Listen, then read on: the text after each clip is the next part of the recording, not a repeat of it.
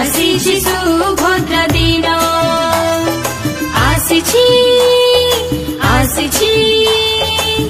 आसिछि सुभद्र दिन भौणी को आजी खुशी हेला मन 5,000 टंका खातारे पाइण देले से